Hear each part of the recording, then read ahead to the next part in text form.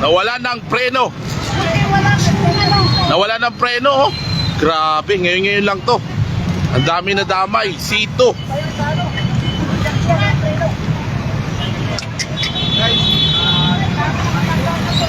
Malay ko, nakatulog ang driver. Laki.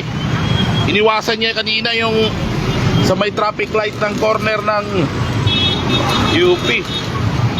Diyos mio. Ano nangyari, tay?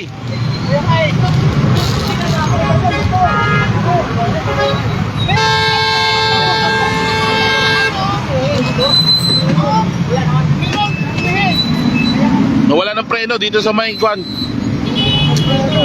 Katipunan. Malapit na school ng UP. Ano nangyari, boss? Nawala ng preno? Buti na lang, okay kayo. Akala ko kung ano sila eh. Titigan yung ano, may motor. Inilag ko na nga po eh. Hindi, kanina doon sa kuan, buti na lang naiwasan mo lahat ng nakastop. Kaya nga lahat na naka-stop po, iniwasan. Sinusundan namin to. Nagulat na lang kami lumakabog eh. Sa namin. Grabe. Gaano pa na? Sa totoo lang, tay, nasa traffic light ako. Salamat! Putay na. Nasa traffic light din ako eh. Kanina, ang bilis ng takbo. Akala ko yung nalikod na, no, na mga libre. Akala ko may motor sa ilalim. Akala ko may motor sa ilalim eh. Buti na lang, walang nadamay na tao. Doon naman yung ako nang dumanda oh. Akala ko may motor sa ilalim eh. Ngayon lang to, ha. Kitang-kita nyo, si Tatang, mabuting driver dahil iniwasan niya lahat. Kaso, hindi na talaga kinaya.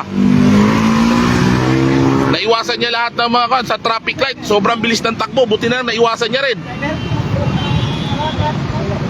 Wala kang pahinante, boss? Okay naman yung pahinante. Ay, puta na, oh. Buti na lang yung pahinante, oh, okay rin. Napakaswerte sa buhay. Okay. Papasok ako sa trabaho. Ayan ang nangyari. Buti na lang hindi kami nadamay doon sa traffic light. Napakaswerte, sir. Ang bilis sa traffic light, oh. Buti nga yung tricycle, gumanon yung tricycle oh. Durog sana yun. Oh. Di, at least alam din ni sir kung paano umiwas. Katipunan to, Katipunan sa may bago mag traffic light ng UP. Ay, after ng traffic light ng UP. Sus,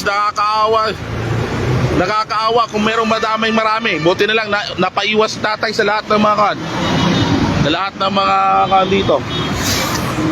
Papasok na ako sa trabaho. Buti ang bilis pa naman ito. C5, oh, C5 Katipunan. Ayan si tatay, yung driver. Tapos nasa loob yung pahinante. Goods naman yung pahinante dahil naiwasan nila lahat. Pero meron talaga nadamay na sasakyan yung isa. Pero at least wala talagang sugatan. Napaka galing na driver. So yun nga, malfunction ng sasakyan. Papasok na ako sa trabaho. Yun. Ayan po. Buti na lang naiwasan niya lahat. Pero okay lang. Okay.